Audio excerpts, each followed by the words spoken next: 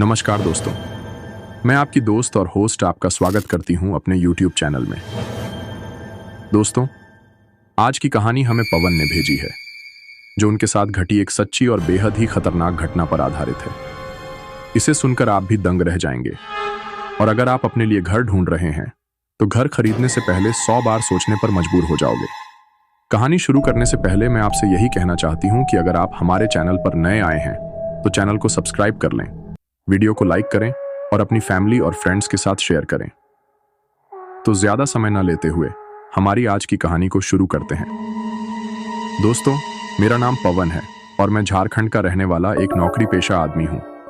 आज जो कहानी मैं आप लोगों को सुनाने जा रहा हूं वह मेरे साथ घटी एक ऐसी डरावनी घटना के बारे में है जिसे याद करके आज भी मेरी रूह कांप जाती है। हर किसी का सपना होता है कि उसके सिर पर छोटा ही सही, लेकिन एक छत, एक घर जरूर हो जिसे वह अपने तरीके से सजा सके। लेकिन जितनी मेरी सैलरी थी उसमें हम 4 लोगों का गुजारा ठीक ठाक हो जाता था। ये बात आज से 5 साल पहले की है। उन दिनों मैं एक कस्बे में रहता था, वहीं नौकरी करता था और किराए के मकान में रहता था।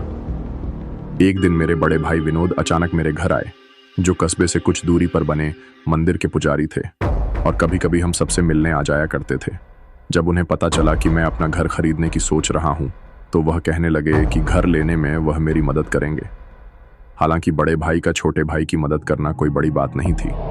उनका मान रखते हुए मैं उनके सामने घर के बारे में बात भी नहीं करता था, मगर वह जिद पर अड़ गए थे। इतना ही नहीं, उन्होंने यह भी कहा कि नए घर के लिए वह पैसे तो देंगे ही, पर उनके एक पहचान वाले की बड़ी सी हवेली है जो कि हमारे कस्बे के नजदीक है, जिसे उसका मालिक सस्ते में बेच रहा है। अब बड़े भाई की बात सुनकर मुझे यह सौदा झज भी गया था। फिर क्या था, एक दिन मैं और मेरी वाइफ ने जाकर वह घर भी देख लिया। घर क्या, एक बड़ी सी हवेली थी जो वाकई हमारे सपनों के महल की तरह थी। कस्बे के नजदीक होने से नौकरी पर आने जाने में कोई दिक्कत भी नहीं थी, तो हमने बात फाइनल करके उसे खरीद लिया। भाई साहब ने तुरंत ही आधे पैसे दे दिए और बाकी आधा 1-2 दिन में चुकाने की बात कहकर उस हवेली के मालिक को खुश कर दिया। और 1 महीने बाद उन्होंने गृह प्रवेश का मुहूर्त भी बता दिया था। जो चीज कभी मेरा और मेरे परिवार का सपना थी, अब वह हकीकत बनने जा रही थी। मेरी पत्नी की तो खुशी का ठिकाना ही नहीं था। वह तो बस दिन गिन रही थी कि कब अपने बड़े से घर में शिफ्ट होगी। लेकिन इस बीच एक बड़ी अजीब बात हुई। वो यह कि जैसे जैसे नए घर में शिफ्ट होने का समय नजदीक आता गया, वैसे वैसे बड़े भाई साहब ने हमारे घर आना बंद कर दिया था। गृह प्रवेश की सुबह अपने नए घर के दरवाजे पर खड़े होकर मैं, मेरी पत्नी और मेरे दोनों बच्चे भाई साहब की राह देख रहे थे कि वह आए तो पूजा हो। लेकिन काफी वक्त बीतने के बाद भी जब वो नहीं आए तो हम अंदर चले गए। लेकिन उस दिन उस घर में प्रवेश करते ही मुझे एक अजीब सा एहसास हुआ। दीवारों पर लटकी पुरानी तस्वीरें, मकड़ी के जाले, फर्नीचर पर धूल की परत और पहले की तरह ही वीरान और गंदगी से भरा घर मुझे बेहद अजीब लग रहा था। वहां जाकर हमने देखा कि घर के किसी कोने की कोई साफ सफाई नहीं हुई थी, जबकि वहां आने से पहले घर के मालिक ने हमें भरोसा दिलाया था कि सारा कबाड़ वहां से हटा लिया जाएगा और घर की काफी अच्छी खासी साफ सफाई कर दी जाएगी। अब उस दिन मुझे बहुत गुस्सा आ रहा था। मैं तो वहां से लौटने ही लगा था कि तभी मुझे घर की भीतरी दीवार पर एक बोर्ड टंगा दिखाई दिया, जिस पर लिखा था, स्वागत है। ये देखकर मेरे बच्चे एक्साइटमेंट में कहने लगे, जरूर, ताऊ जी ने हमारे वेलकम के लिए यह बोर्ड लगाया है। उनकी आंखों में बेशक खुशी की चमक थी, लेकिन मुझे कुछ अच्छा नहीं लग रहा था। मेरा उतरा हुआ चेहरा देखकर मेरी वाइफ ने मुझे समझाते हुए कहा कि हमने अपने घर के लिए बहुत से सपने सजाए हैं, इतनी भाग दौड़ की है, और अब जब यह खुशी का मौका आया है तो आप उदास मत हो। और रही बात विनोद भाई साहब के आज ना आने की, तो यह मत भूलो कि वह पंडित पुरोहित हैं। जरूर किसी काम से कहीं अटक गए होंगे, जल्द ही आ जाएंगे। अब मेरी वाइफ की बात मानकर मैंने नाराजगी छोड़ी और तुरंत ही कुछ लोगों को बुलाकर घर की साफ सफाई करवाई। इसके बाद जल्दी जल्दी सही मुहूर्त पर गृह प्रवेश की पूजा की तैयारियां शुरू की। लेकिन हैरानी की बात थी कि जितनी बार भी उस घर में हम दिया जलाने की कोशिश करते तो वह बुझ जाता। जब बार ऐसा हो रहा था तो मैंने बाहर जाकर देखा कि कहीं हवा तो तेज नहीं चल रही है, मगर ऐसा कुछ नहीं था। ये सब चीजें मुझे मन ही मन खटक रही थी, लेकिन मैं मेरी पत्नी और बच्चों का दिल नहीं दुखाना चाहता था। इसीलिए हमने जैसे तैसे पूजा समाप्त की और उसके बाद हमने उस घर में रहना शुरू कर दिया था, जो कि वास्तव में एक पुरानी हवेली के रूप में था। लेकिन उस दिन जब पूजा करवाने के बाद अगली सुबह जब मैं जागा तो मैंने देखा कि पूरा घर अस्त व्यस्त पड़ा था। पूजा के फूल सड़ चुके थे और गेट पर लगा तोरण एकदम से सूख गया था। ये सब देखकर मुझे काफी हैरानी हुई और मैं मन ही मन सोचने लगा कि इतनी जल्दी तो फूल सड़ ही नहीं सकते। लेकिन अब पहले दिन साफ सफाई और पूजा की भाग दौड़ की वजह से हम सभी लोगों के अंदर थकान इतनी ज्यादा थी कि हमने इन सब चीजों की तरफ ज्यादा ध्यान नहीं दिया और इस बात को नजरअंदाज कर दिया। लेकिन उस वक्त मुझे इस बात का जरा भी एहसास नहीं था कि मैंने इतनी बड़ी बात को इतने हल्के में लेकर मेरी जिंदगी की कितनी बड़ी गलती कर दी है। क्योंकि शायद उस घर में आगे चलकर जो कुछ भी हमारे साथ होने वाला था, ये सिर्फ उसकी एक छोटी सी शुरुआत थी। अब सब कुछ नॉर्मल चल रहा था। अभी हम अपने नए घर को अपने हिसाब से सजाने लगे ही थे, लेकिन कुछ ही दिनों बाद वहां पर अजीबोगरीब घटनाएं होने लगी। रात के समय दीवारों और खिड़कियों पर अजीब तरह की खटखटाहट की आवाजें सुनाई देने लगी थीं, जो कभी एकदम से तेज हो जाती थीं और खुद बखुदा जलते जलते एकदम से अपने आप ही बुझ जाता था। मुझे लगा कि यह सब मेरे मन का वहम है, लेकिन फिर एक रात तो हद ही हो गई। हम सब गहरी नींद में सो रहे थे कि तभी अचानक हमें हमारे उस घर के अंदर से एक चीख सुनाई दी। मैं हड़बड़ाकर उठा और बगल में लेटी पत्नी को जगाकर बिस्तर से उतरने लगा, लेकिन मुझे लगा जैसे कोई मेरे बिस्तर के नीचे है जिसने मेरे पैर जकड़ लिए हैं। लाख कोशिशों के बावजूद भी पैर आगे जमीन पर रखना तो दूर, उस वक्त मैं अपने पैरों को हिला भी नहीं पा रहा था। उस जिस किसी ने भी मेरे पैरों को पकड़ रखा था, उसका स्पर्श मुझे ऐसा लग रहा था जैसे कोई बहुत ही खुरदरी और निर्जीव सी वस्तु ने मेरे पैरों को पकड़ रखा हो। जब मैं काफी देर तक अपने बिस्तर से उठकर आगे की तरफ नहीं गया, तो मेरी पत्नी कमरे में बिस्तर के दूसरी तरफ से घूमते हुए मेरे पास आई और मुझसे पूछने लगी कि क्या हुआ, सब ठीक तो है। लेकिन इससे पहले कि मैं उसे कुछ कह पाता, मेरे पैरों की वह पकड़ अपने आप ही ढीली हो गई और मैं मेरी पत्नी के साथ मेरे बेटे के कमरे की ओर भागा। जब हम मेरे बेटे के कमरे में गए तो हमने देखा कि वह किसी चीज से डर कर पल के एक कोने में दुबक कर बैठा था और कुछ बड़बड़ा जा रहा था। हम उसके कमरे में जाकर उस कोने की तरफ देखने लगे, जिस कोने की तरफ देखकर वह इतना ज्यादा डर रहा था। लेकिन हमें तो वहां पर कुछ भी ऐसा दिखाई नहीं दे रहा था, मगर मेरा बेटा सामने की ओर उस कोने की तरफ उंगली दिखाते हुए कुछ बड़बड़ा जा रहा था। पर हमें उसकी कोई भी बात समझ में नहीं आ रही थी। लेकिन जब हमने गौर से सुनने की कोशिश की तो समझ आया कि वह यह कहने की कोशिश कर रहा था कि एक विशाल का एक काला साया उसे घूर रहा है, जिसकी आंखों में खौफनाक चमक है और माथे पर सींग जैसा कुछ उभरा हुआ है। मेरे बेटे की वह घबराई हुई हालत देखकर मेरी बेटी उसकी हंसी उड़ाने लगी कि जरूर भैया ने कोई डरावनी मूवी देख ली होगी। तभी मैंने डांट कर उसे चुप कराया, क्योंकि मुझे यह सब किसी बुरे सपने का असर लग रहा था। फिर उस रात मैं उसके साथ उसके कमरे में ही सो गया। सुबह उठा तब भी वह कुछ चुपचाप सा ही था।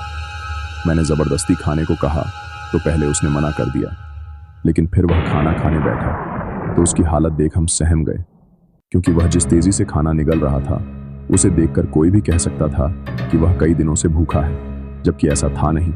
पर मैंने उसकी इस हरकत की तरफ ज्यादा ध्यान नहीं दिया, क्योंकि मुझे लगा जवान लड़का है, भूख लगी होगी। फिर मैं भी खाना खाकर अपने काम पर चला गया। लेकिन जब मैं शाम को घर पर लौटा तो मुझे सब उदास दिखाई दे रहे थे। पूछने पर पता चला कि बेटे का एडमिशन अच्छे कॉलेज में नहीं हो सका, जबकि वह पढ़ाई में काफी होनहार था और उसके नंबर भी अच्छे आए थे। उस दिन इस बात की वजह से पूरा दिन घर का माहौल खराब रहा। मेरी पत्नी का कहना था कि शायद यह नया घर हमारे लिए शुभ नहीं है, मगर मैं इन सब बातों में ज्यादा यकीन नहीं रखता था। लेकिन आज मुझे पछतावा होता है कि काश उस दिन मैं अपनी बीवी की वह बात सुनकर उसे नजरअंदाज न करता। अब उसके बाद 1-2 दिन तक सब नॉर्मल रहा, लेकिन इस बीच मेरी वाइफ की तबीयत खराब रहने लगी थी। हर रोज डॉक्टर के चक्कर लगने लगे थे। एक के बाद एक आती हुई परेशानी से मुझे टेंशन होने लगी थी। एक रात सोते सोते मुझे ऐसा महसूस हुआ कि जैसे कोई मुझे मेरे नाम से पुकार रहा है। धीरे धीरे वह आवाज मुझे मेरे बेहद करीब से सुनाई देने लगी। बिल्कुल मेरे आसपास से उस आवाज को सुनकर मैं बिस्तर से उठने की कोशिश करने लगा, लेकिन मुझे महसूस हुआ कि जैसे कोई मेरे सीने पर बैठा हुआ है। कुछ ही देर में मेरी सांस फूलने लगी और मैं पसीने से तरबतर हो गया। मैं उठने के लिए हाथ पैर मारने लगा, पर लाख कोशिश करने के बावजूद भी मैं उठ नहीं पा रहा था। उठना तो दूर की बात थी, उस वक्त तो मेरे गले से आवाज भी नहीं निकल रही थी। लेकिन इसी बीच छटपटाहट में मेरा हाथ मेरे बगल में बिस्तर पर सो रही मेरी पत्नी को जा लगा, तो वह नींद में हड़बड़ाकर उठ गई और उसके उठते ही अगले ही पल में सब कुछ नॉर्मल हो गया। अब मैं जोर जोर से खांसने लगा था, लेकिन हैरानी की बात थी कि आसपास कोई भी नहीं था। मेरा पूरा शरीर पसीने से तरबतर देख मेरी पत्नी घबराई और मुझे पानी का गिलास थमाया, लेकिन मेरे हाथ इतने कांप रहे थे कि वह पानी का गिलास भी मेरे हाथों से छूट गया था। मैंने जो महसूस किया और जो आवाज़ सुनी थी उसके बारे में जब मेरी बीवी को बताया तो उसका कहना था कि मैंने कोई बुरा सपना देखा होगा, लेकिन उस वक्त मुझे मेरे सीने में जो अजीब सा भारीपन महसूस हो रहा था वह सिर्फ मैं ही महसूस कर सकता था, और उसके कारण मैं मन ही मन बेचैन हो उठा था। इतना बेचैन कि वह सब कुछ होने के बाद मैं उस रात सो भी नहीं सका था। अगले दिन जब मैं ऑफिस गया तो पता चला कि मुझे नौकरी से निकाल दिया गया है। कारण पूछा तो सीनियर ऑफिसर ने सही तरीके से कोई जवाब नहीं दिया।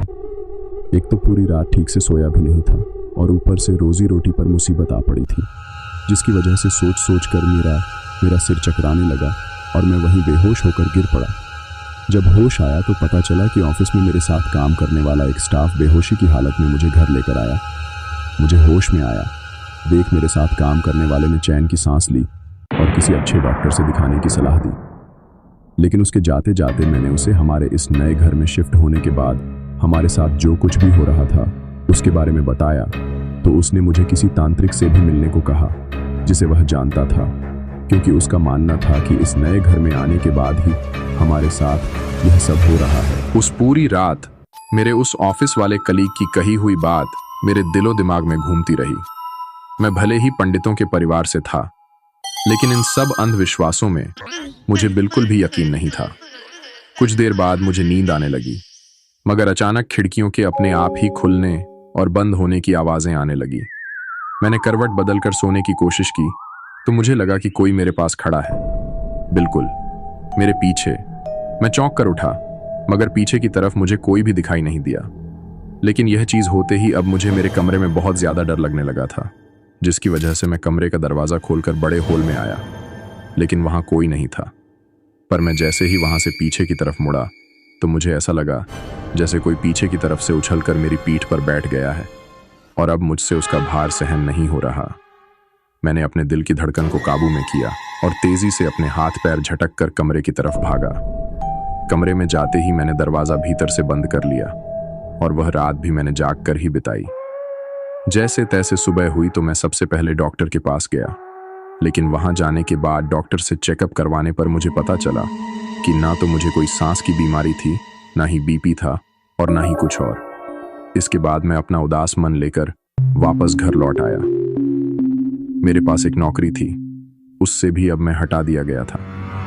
दूसरा काम मिलने में वक्त लग रहा था, इसलिए मैं चुपचाप अकेला घर पर बैठा ये सोचता रहा कि रात वाली बात सबको बताऊं या नहीं बताऊं। अभी मैं मन ही मन इसी उधेड़-बुन में लगा हुआ ही था कि उसी वक्त मेरी बेटी ने कमरे से अपने भाई को आवाज लगाई, जो शायद उस वक्त छत पर था। उसने वहीं से मेरी बेटी को जवाब दिया, लेकिन जब उसने जवाब दिया तो ना जाने क्यों उस वक्त मेरे बेटे की आवाज मुझे थोड़ी भारी भारी और अलग सी लग रही थी। तभी मैंने मेरी वाइफ से पूछा कि बेटे की तबीयत तो ठीक है, तो उसने कहा कि हाँ। तभी मेरा बेटा घर में दाखिल हुआ, जो शायद किसी काम से बाहर गया था। हम दोनों पति पत्नी हैरानी से एक दूसरे का मुंह देखने लगे कि अगर बेटा घर में था ही नहीं तो वह भारी आवाज किसकी थी जिसने बेटी की बातों का रिप्लाई किया। उसी वक्त मेरी बेटी भी कमरे से बाहर आई और भाई से शिकायत करने लगी कि आजकल उसकी आवाज को क्या हुआ है, क्यों वो उखड़ा उखड़ा रहता है, ठीक से बात भी नहीं करता। यह सुनकर बेटे ने कहा कि ऐसा कुछ नहीं है, वह तो घर में था ही नहीं और ना ही उसकी आवाज को कुछ हुआ है, वह तो अभी अभी बाहर से आया है। ये सब देख सुनकर मेरे मन में शक की कोई गुंजाइश ही नहीं रही। हमें उस घर में आए अभी कुछ ही दिन हुए थे और हम कई रातों से ठीक से सो भी नहीं पा रहे थे। मैं बिना किसी से कुछ कहे उस तांत्रिक के पास चला गया, जिसके बारे में मुझे मेरे उस ऑफिस वाले कलीग ने बताया था, जो उस दिन मुझे घर छोड़ने आया था जब मैं ऑफिस में बेहोश हो गया था। अब उस तांत्रिक के पास जाकर मैंने उससे घर चलने की विनती की। पहले तो मुझे लगा कि घर वाले मुझे उस तांत्रिक के साथ देखकर टोक कि यह सब क्या कर रहे हो, लेकिन मुझे हैरानी हुई जब तीनों चुपचाप खड़े खड़े देखते रहे और वह तांत्रिक पूरे घर का मुआयना करने लगा। कुछ ही देर में वह हमारे पास आया और आंखें टेढ़ी कर बोला, क्या आप सब ने कुछ और चीजें नोटिस की हैं जो अजीब हो? क्योंकि मुझे आभास हो रहा है कि यहाँ कुछ तो ऐसा है जो ठीक नहीं है। वह बहुत शक्तिशाली है और अगर उसकी बात नहीं मानी गई तो वह किसी को भी चैन से नहीं रहने देगा। वह अपने शिकार को मारने से पहले डराता धमका है, और आप सबके साथ इतने दिनों से जो कुछ भी हो रहा है वह तो बस एक छोटा सा नमूना था। तांत्रिक की बात सुनकर हम सब हक्के बक्के रह गए। कई मुद्दतों बाद अपना घर लिया था, वह भी शापित निकला। मैंने तांत्रिक से इसका उपाय पूछा तो उसने कहा कि शाम 6 बजे होने से पहले एक हवन करना पड़ेगा, जिसके जरिए वह उस आत्मा से बात कर सके और उसके यहाँ आने का मकसद जान सके, क्योंकि शाम के बाद आत्माएं शक्तिशाली हो जाती हैं, फिर उन्हें बुलाना खतरनाक हो सकता था। उसने मुझे कुछ सामान लाने को कहा, जिसे सुनकर मैं भीतर ही भीतर बहुत घबरा रहा था। मन में डर भी लग रहा था कि मैं इस तांत्रिक की मदद लेकर सही कर भी रहा हूं या नहीं, मगर मैं मजबूर था। मेरे पास और कोई रास्ता नहीं बचा था, इसीलिए मैंने तुरंत ही सारी चीजें मंगवाने की व्यवस्था की। और जब मैं सामान लेकर लौटा तो मुझे यह देखकर हैरानी हुई कि घर के बीचों बीच बने बड़े से कमरे को छोड़कर वह तांत्रिक घर के पीछे बने आंगन में, जहां एक पुराना और घना पीपल का पेड़ था, उसके चारों ओर अजीब अजीब सी आकृतियां बना रहा था। जैसे ही शाम हुई और चांद की हल्की रोशनी उस पुराने पीपल पर पड़ी तो तांत्रिक ने अपनी पूजा शुरू कर दी थी। उसकी आंखें तेज और एक ही जगह पर टिकी हुई थीं, मानो जैसे वह किसी अदृश्य शक्ति का सामना करने के लिए तैयार हो रहा हो। लेकिन अब हवन की अग्नि बार बार बुझ रही थी। आसपास की हवा में एक अजीब सी खामोशी थी, जैसे वक्त ठहर सा गया हो। अब हवन के काले धुएं से घर भरते ही उसने अपनी गूंजती आवाज में मंत्रों की धुन शुरू कर दी थी। उसकी आंखें अब पूरी तरीके से बंद थीं और उसे होंठ कुछ मंत्र बुदबुदा रहे थे। लेकिन न जाने अचानक से उसे ऐसा क्या महसूस हुआ जो उसने अपने मंत्रों को काफी तेज कर दिया था। लेकिन अब भी हमें हमारे आसपास में कोई भी हलचल नहीं दिख रही थी। पर पता नहीं किसे देखकर वह तांत्रिक जोर से बोला, हे शक्तिशाली आत्मा, तुम जो भी हो, मैं तुम्हारा आह्वान करता हूं। मेरी पुकार सुनो और इस लोक में लौट आओ। अब जैसे जैसे तांत्रिक मंत्रों का उच्चारण करता जाता, मेरे मन में एक अजीब सी हलचल शुरू होती जा रही थी, क्योंकि हमने यह सब पहले कभी भी नहीं देखा था। एक तो उस तांत्रिक की वेशभूषा और हरकतें देखकर ही हमें डर लग रहा था, ऊपर से न जाने वह किस आत्मा को बुलाने की तैयारी कर रहा था। इसलिए हम चारों घबराकर एक तरफ खड़े हो गए थे। हमारी हालत देख तांत्रिक ने हमें कमरे के भीतर चले जाने की सलाह दी। उसकी बात मानकर हम भीतर कमरे में चले गए, मगर खिड़की को हल्का सा खोलकर बाहर चल रहे मंजर को देखने लगे थे। कुछ ही मिनटों में मैंने देखा कि तांत्रिक के चेहरे के हाव भाव बदलने लगे थे, जैसे उसने किसी विशाल काय प्राणी को देख लिया हो और उसकी गुर्राहट सुनकर डर रहा हो। मेरे पत्नी और बच्चों की हिम्मत ही नहीं हुई कि वह ज्यादा देर तक उस ओर देख सके, लेकिन मेरी नजर तांत्रिक पर ही थी, जो कभी अपनी आंखें बड़ी कर लेता तो कभी भयावह तरीके से आग में आहुतियां देने लगता। उसका वह विचित्र रूप मैं आप सबके सामने बयां भी नहीं कर सकता। अब इससे पहले कि मैं कुछ समझ पाता, उसकी भारी भरकम आवाज आंगन में गूंज उठी। वह क्या बुदबुदा रहा था, हमें कुछ समझ नहीं आ रहा था। तभी पता नहीं ऐसा क्या हुआ जिसकी वजह से वह शक्तिशाली और काफी ताकतवर दिखने वाला वह तांत्रिक भी अचानक से कुछ पल के लिए सहमा गया। लेकिन फिर उसने अपने आप को शांत रखते हुए कहा, पहले यह बताओ कि तुम कौन हो और इस घर के लोगों को क्यों परेशान कर रहे हो? चाहते क्या हो? तुम तांत्रिक के सवाल पर मेरी नजर पेड़ की ओर गई कि कहीं से कोई गुड़राती हुई हुंकार सुनाई दे, मगर सब कुछ शांत ही रहा। मैंने खिड़की से बाहर झांका तो देखा कि तांत्रिक गुमसुम सा बैठा था और आसपास कोई काला साया नहीं था। चारों तरफ अजीब सी खामोशी छाई हुई थी। यह देखकर मैं भागकर बाहर गया और घबराकर उससे पूछा कि क्या बात है, क्या सचमुच कोई डरावनी आत्मा यहाँ है? क्या कहा उसने? क्या चाहती है? वह हमसे क्यों परेशान कर रही है? वह हमें इस पर तांत्रिक ने मुझे घूर कर देखा और मेरा कंधा पकड़कर बर्दस्ती मुझे खींचकर नीचे बिठाते हुए धीरे से बोला, वह ब्रह्म राक्षस है, सब कुछ तबाह कर देगा। वह उसका कहना है कि यह घर उसका है, इस घर पर सिर्फ उसका अधिकार है और हमेशा रहेगा। अगर तुम सब इसे छोड़कर जल्द से जल्द नहीं गए तो तुम्हारे लिए अच्छा नहीं होगा।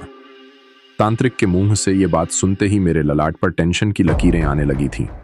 लेकिन तभी मैं उसके पास से उठा और जेब से पैसे निकालकर उसके हाथ पर रखते हुए बोला, चलो निकलो यहां से, ये सब ढोंग कहीं और करना। सब बकवास है, कोई ब्रह्म राक्षस वाक्षी नहीं होता। मुझे तुम्हारी बातों में आना ही नहीं चाहिए था। ये लो अपने पैसे और निकल जाओ यहां से। इस पर मुझे टेढ़ी नजर से देखते हुए वह तांत्रिक बोला, देखो तुम बहुत बड़ी गलती कर रहे हो। इस घर में एक ऐसे प्राणी का कब्जा है जिसे हल्के में लेना तुम सबके लिए मुसीबतें खड़ी कर सकता है, और इससे निकलने में मैं तुम्हारी मदद कर सकता हूं। मेरे पास वह शक्तियां हैं जिससे यह भयानक आत्मा काबू में आ सकती है। तुम इसे हल्के में लेने की कोशिश मत करो। तुम जानते नहीं हो कि यह कितना प्रचंड है। वह रात में लोगों के सपनों में आकर उन्हें अपने जाल में फंसाकर पागल तक कर देता है। इससे पहले कि यह आत्मा और शक्तिशाली हो, इसे एक विशेष हवन पर गिरिया के द्वारा शांत किया जा सकता है। अब तांत्रिक की बातों से मेरा गुस्सा 7वें आसमान पर पहुंच गया था। उस समय वह मुझे ढोंगी के अलावा और कुछ नहीं लगा। इसलिए मैंने उसका झोला उसे पकड़ाया और बाहर का रास्ता दिखाते हुए बोला, अपनी शक्तियां अपने पास रखो और अब जाओ। यहां से कुछ ही देर में तांत्रिक भनभना आते हुए वहां से चला गया। एक बार फिर से आंगन के साथ साथ पूरे घर में सन्नाटा सा छा गया। अब डर के मारे मेरी पत्नी और बच्चों का चेहरा डर से पीला पड़ चुका था। शायद वह सब उस तांत्रिक की कही हुई बातों को सुनकर डर रहे थे, मगर मुझे अब भी यकीन था कि यह ब्रह्म राक्षस जैसा कुछ नहीं होता, क्योंकि कभी उसके बारे में कुछ सुना ही नहीं था। अब लगता है कि काश हमने उस तांत्रिक की बात मान ली होती, तो जो खतरनाक खेल मेरे परिवार में शुरू हुआ वह ना हुआ होता। खैर, उस घटना के बाद बस विनोद भाई साहब का इंतजार था कि वह आए तो उनसे डिटेल में बात हो। अब उस दिन यह सब कुछ होने के बाद अगले 2-3 दिन तक सब कुछ ठीक रहा, जिससे मुझे लगने लगा कि मैंने तांत्रिक की बात ना मानकर अच्छा किया। लेकिन यही मेरी सबसे बड़ी भूल थी। अगले ही दिन पता नहीं कैसे मेरे बेटे को तेज बुखार आ गया। डॉक्टर को दिखाया, मगर बुखार के होने का कारण उनकी पकड़ में भी नहीं आ रहा था। डॉक्टर ने दवाइयां दी, मगर बुखार उतरने का नाम ही नहीं ले रही थी। उस रात उसने खाना भी नहीं खाया। पूरा समय कमरे में बंद होकर बड़बड़ा आता रहा। हमें उसकी काफी चिंता हो रही थी, लेकिन वह हम सबको पास देखकर चढ़ जाता। इसलिए उसको वहीं पर छोड़कर हम सब चुपचाप अपने कमरे में सोने चले गए। मगर माँ तो माँ होती है। मेरी पत्नी की आंखों से बेटे की चिंता में नींद गायब थी। उसने सोचा कि एक बार बेटे को देख आऊं, तो वह यही सोचकर ऊपर वाले कमरे में गई जहां बेटा रहता था। लेकिन कुछ ही देर बाद उसकी काफी भयंकर तरीके से चिल्लाने की आवाज आई। मेरी पत्नी के इस तरह से चिल्लाने की आवाज सुनकर मैं और मेरी बेटी भागकर वहां पहुंचे तो देखा कि मेरा बेटा अजीब तरीके से छटपटा रहा था, जैसे किसी ने उसकी गर्दन को अपने पंजे से दबोच रखा हो। साथ ही पूरा बिस्तर उसके खून से लाल हो गया था। उसको इस हालत में देखकर मेरी पत्नी बेतहाशा रोए जा रही थी। लेकिन फिर हम सब मिलकर उस अदृश्य शक्ति की पकड़ से अपने बच्चे को छुड़ाने की जीतोड़ कोशिश करने लगे। लेकिन तभी हमें एक बहुत ही भयंकर धक्का लगा, जिसकी वजह से हम सभी एक साथ जमीन पर गिर पड़े। काफी देर बाद जब होश आया तो सिर भारी भारी लग रहा था और सब कुछ गोल गोल घूमता हुआ दिखाई दे रहा था। लेकिन उस वक्त तक मेरा बेटा इस दुनिया को छोड़कर जा चुका था। हमारे सामने हमारे जवान बेटे की खून से सनी हुई लाश बेसुध सी पड़ी थी। जैसे ही हमें इस बात का यकीन हुआ कि अब वह हम सबको छोड़कर हमेशा हमेशा के लिए जा चुका है, तो हम लोगों का रो रो कर बुरा हाल हो गया था। साथ ही मुझे मन ही मन बार बार इस चीज का पछतावा हो रहा था कि हम उसे बचा भी नहीं सके। न जाने कौन सी काली शक्ति थी जिसने उसकी जान ले ली थी। एक ही पल में अचानक से हमारी दुनिया उजड़ चुकी थी। लेकिन जिस वक्त उस कमरे में रात को हम लोग हमारे बेटे की खून से सनी हुई लाश को देख देख कर रो रहे थे, उस वक्त हमारे रोने की आवाज के बीच मुझे कहीं से किसी के अजीब तरीके से हंसने की आवाज सुनाई दे रही थी। रोते रोते जब मैंने उस हंसने की आवाज को सुना तो मैं अजीब तरीके से मेरी बीवी की तरफ देखने लगा। पर शायद उस वक्त वह हंसने की आवाज सिर्फ मुझे ही नहीं बल्कि मेरी बीवी को भी सुनाई दे रही थी। ऐसी वजह से वह मुझसे रोते रोते कहती हैं कि क्या आपको भी कुछ हंसने की जैसी आवाज सुनाई दे रही है। लेकिन उस वक्त हमें इतना तो यकीन था कि वह आवाज हमारे ही घर के अंदर से कहीं से आ रही थी। अब सुबह होते होते आसपास के लोगों को इस अनहोनी की खबर लग चुकी थी। लेकिन जिस तरीके से मेरा बेटा मरा था, जिसने भी उसके बारे में सुना और देखा, उसके रोंगटे खड़े हो गए थे। उस वक्त मैंने अपने हाथों से अपने जवान बेटे का क्रियाकर्म किया था। एक ऐसी अनहोनी हमारे परिवार में हो गई थी जिसके बारे मैंने कभी सपने में भी नहीं सोचा था। मेरी पत्नी और बेटी का रो रो कर बुरा हाल था, मगर मेरे आंसू सूख चुके थे। मुझे रह रहकर उस वक्त तांत्रिक की बात याद आ रही थी। एक एक कर सारे लोग भी चले गए। बस पास वाली एक बूढ़ी माई थी, वह अपने जगह पर बैठी रही। मुझे गुमसुम देख वो धीरे से मेरे पास आई और कहने लगी, इससे पहले कि कुछ और बुरा हो, तुम लोग ये घर छोड़कर चले जाओ। इतना सुनते ही मैंने नजरें उठाई तो देखा कि वह आंगन में बने पीपल के पेड़ की ओर देख रही थी। तभी मैंने उसे कहा, आप ऐसा क्यों कह रही हैं? तो उसने सक पकाते हुए कहा, तुमसे पहले जितने भी लोग यहाँ रहने के लिए आए, उन सब के साथ कोई ना कोई अनहोनी जरूर हुई थी। यहाँ तक कि एक परिवार के तो तीनों सदस्य एक एक कर कहाँ गायब हो गए, यह आज तक भी किसी को पता नहीं चला। उस बूढ़ी माई की यह बात सुनकर मेरा रोम रोम सिहर उठा। इतने में ही मेरी बीवी वहां आई और जैसे ही उसने हमारी बातें सुनी तो वह जोर जोर से बिलख बिलख कर रोने लगी और कहने लगी, वह तांत्रिक बाबा ठीक ही कह रहा था। अगर हमने उसकी बात मान ली होती तो आज यह अनहोनी ना होती। मेरा जवान बेटा दुनिया से चला गया और मैं कुछ ना कर सकी। लेकिन उस वक्त तो मैंने मेरे बीवी को जैसे तैसे शांत कर अंदर वाले कमरे में भेज दिया, क्योंकि मैं उस बूढ़ी ताई से मैं पूछना चाह रहा था कि क्या यह घर सचमुच शापित है, क्योंकि मैंने सुना था कि वह लोग बहुत सालों से वहां रह रहे थे। तो मुझे लगा कि उन्हें इस बारे में जरूर कुछ पता होगा। वह बूढ़ी औरत जवाब देने के बजाय लाठी टेकते हुए पीपल के पेड़ से कुछ दूर पर खड़ी होकर उसे टुकुर टुकुर देखने लगी। जब मैं भी उसके पीछे पीछे गया तो वह धीरे से बोली, ज्यादा कुछ तो मैं नहीं जानती, पर जो लोग पहले रहते थे उन्होंने भी तांत्रिक बुलवाए। कहना था कि यहाँ किसी ऐसी शक्ति का कब्जा है जिसे भगाना मुश्किल है। उस बूढ़ी औरत की यह बात सुनकर मैं चौंका, क्योंकि उस दिन उस तांत्रिक ने भी मुझे कुछ ऐसी ही चेतावनी दी थी। मैंने उस बूढ़ी औरत को कुछ और बताने के लिए कहा तो वह कुछ देर तक चुप रही, फिर कुछ याद करते हुए बोली, जब मैं छोटी थी तो मैंने अपने बाप दादाओं से सुना था कि किसी जमाने में इस जगह पर एक राजा की हवेली हुआ करती थी।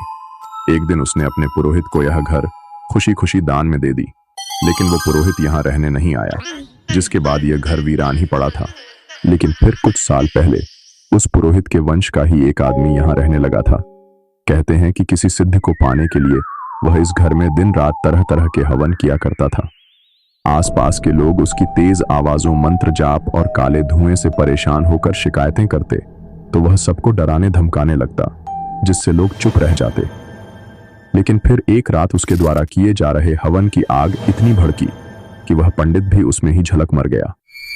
उसके मरते ही यह घर किसी और ने खरीद लिया।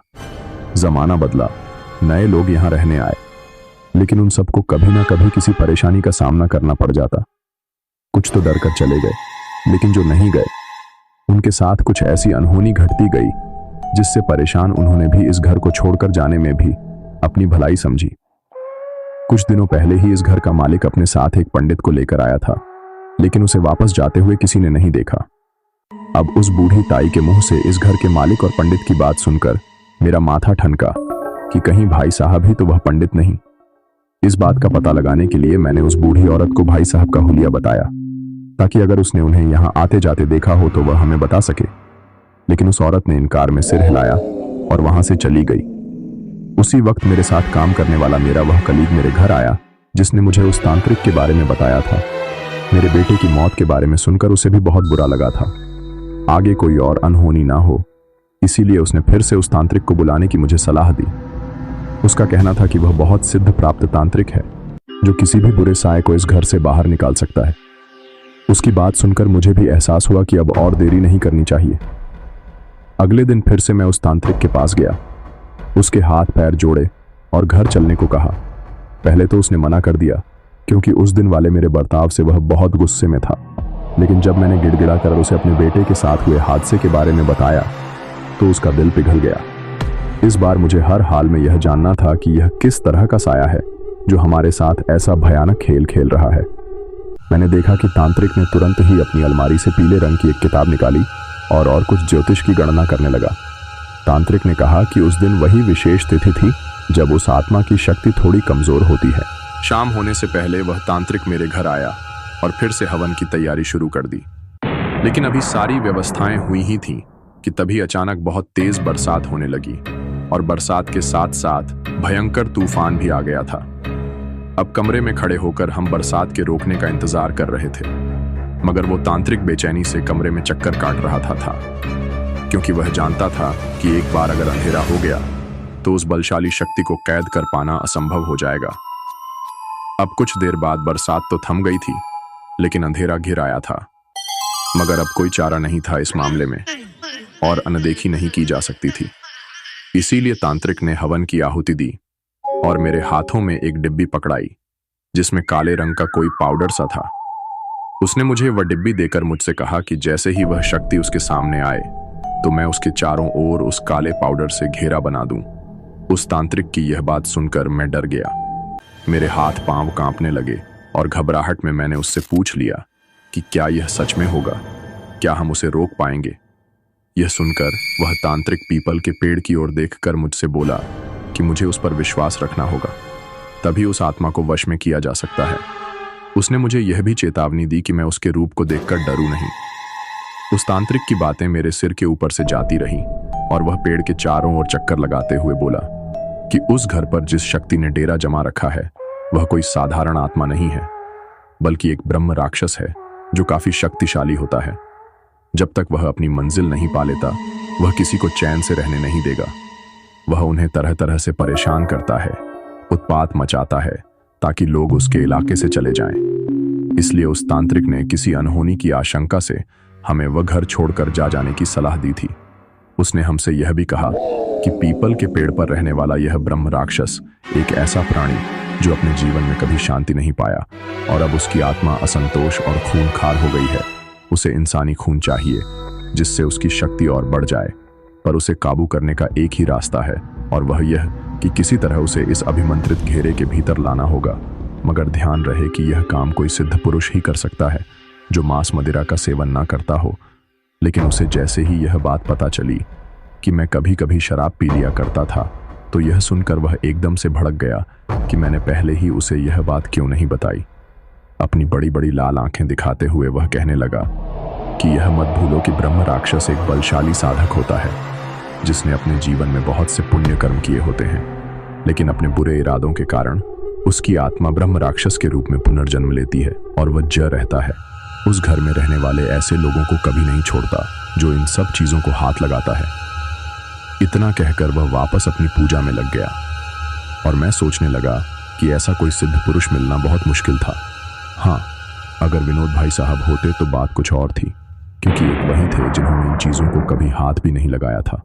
अब आंगन में चारों ओर अंधेरा छाया था और वह तांत्रिक धूप और काजल से सजी हुई वेदी के सामने बैठा बैठा मंत्र जाप कर रहा था। उसकी आंखें बंद थीं, लेकिन उसके मंत्र पढ़ने की आवाज काफी तेज आ रही थी। हवन कुंड से उठती आग की लपटें उसके मंत्र शक्ति से और भी तेज हो रही थी। अभी वह यह सब कर ही रहा था कि तभी अचानक चारों ओर से ठंडी ठंडी हवा चलने लगी, जैसे वह किसी के आने का संकेत दे रही हो। अब जैसे जैसे तांत्रिक के मंत्रों का जाप तेज होता वैसे वैसे ही हवन की आग से काली लपटें उठनी शुरू हो जाती।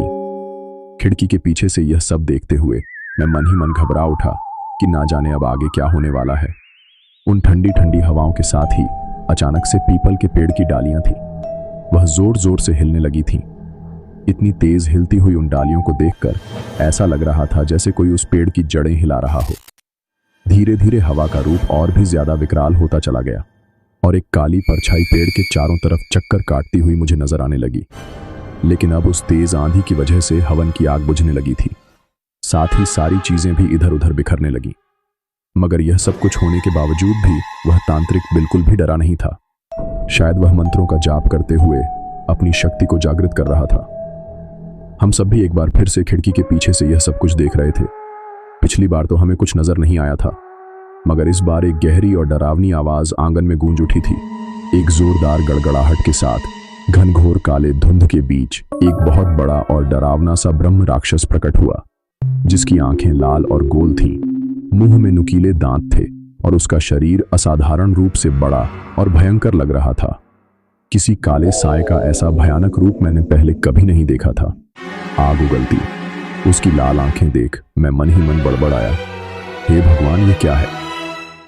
तभी एक तेज आवाज गूंजी, जैसे किसी फटे हुए स्पीकर से कोई आवाज आ रही हो। उस आवाज को सुनकर मुझे कीन हो गया था कि वह सचमुच एक राक्षस ही था, जो मुंह फाड़ते हुए तांत्रिक की ओर लपका और घर आते हुए बोला, तुमने मुझे जगाकर अच्छा नहीं किया, मैं तुम सबको खत्म कर दूंगा। इस बार वह तांत्रिक बिल्कुल भी नहीं डरा और आंखें बंद किए हुए ही बोला, हम तुम्हें तुम्हारे बुरे कर्मों से मुक्त करने आए हैं। मैं तुम्हें इस बंधन से मुक्त कर दूंगा, लेकिन उसके बाद तुम्हें यहां से जाना होगा। तभी उस ब्रह्म राक्षस की हंसी हवा में गूंजी, ना तो मैं यहां से जाऊंगा और ना ही तुम सबको जाने दूंगा। तुम सबका खून चाहिए, मुझे बल चाहिए। मुझे भली इस बार उसकी आवाज में ऐसा खौफ था कि कुछ पल के लिए तांत्रिक के हाथ भी रुक गए। इतने में मौके का फायदा उठाकर वह ब्रह्म राक्षस उसकी ओर लपका। तभी पीछे से शक्तिशाली मंत्र का उच्चारण करते हुए किसी ने हाथों में जल लेकर उस राक्षस पर छिड़का, जिससे उसकी शक्ति कमजोर पड़ने लगी।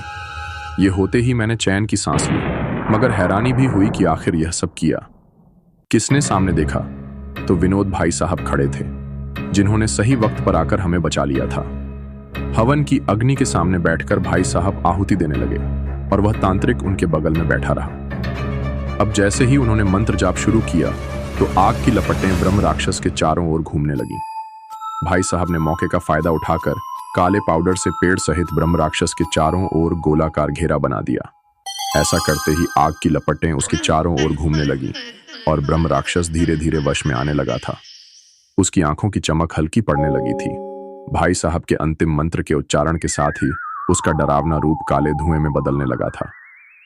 उसे एक कमंडल जैसे बर्तन में खींचते हुए भाई साहब ने अंतिम आहुति दी और उसके कुछ देर बाद सब कुछ शांत हो गया, मानो जैसे कुछ देर पहले वहां कुछ हुआ ही नहीं था। जब यह सब पूरी तरह से शांत हो गया तो हम सब ने काफी राहत महसूस की। अगले दिन भाई साहब ने एक बड़ी सी पूजा रखवा और घर के भीतर बाहर चारों ओर जितनी भी बुरी आत्माएं थीं, उन सबको वशीकरण मंत्र से वश में कर लिया और हमसे कहा कि आज के बाद यहां ऐसी कोई अनहोनी नहीं होगी। मैंने भाई साहब से पूछा कि आखिर वो बिना बताए कहां चले गए थे। हम सबको उनकी चिंता हो रही थी, तो मेरे ऐसा पूछने पर उन्होंने बताया कि जब से उन्होंने यह घर मुझे दिलवाया था, उन्हें खुद भी कुछ ठीक नहीं लग रहा था। इसीलिए वह मकान मालिक को साथ में लेकर उस घर में गए थे, लेकिन ब्रह्म राक्षस ने उन पर भी हमला किया। वह दोनों जैसे तैसे पिछले दरवाजे से निकलकर यहां से बचकर भाग तो गए थे, मगर सबके सामने आने से पहले वह कुछ ऐसा उपाय करना चाहते थे जिससे इस ब्रह्म राक्षस को काबू में किया जा सके। इसीलिए वह इतने दिनों से हमसे मिलने नहीं आ सके। खैर, ब्रह्म राक्षस के भयानक खेल का अंत तो हुआ, लेकिन मेरा बेटा मेरे साथ नहीं रहा, जिसका दुख मुझे हमेशा रहेगा। उस दिन के बाद हमने वह घर खाली कर दिया और गांव में जाकर बस गए। तो दोस्तों, यह थी हमारी आज की कहानी। कहानी आपको कैसी लगी है आप मुझे कमेंट बॉक्स में कमेंट करके जरूर बताना। तो दोस्तों, यह थी हमारी आज की कहानी। कहानी आपको कैसी लगी कमेंट बॉक्स में जरूर बताना, और अगर आपके पास भी कोई ऐसा किस्सा है तो हमें फेसबुक पर जरूर भेजना। तो मिलते हैं किसी और किस्से के साथ।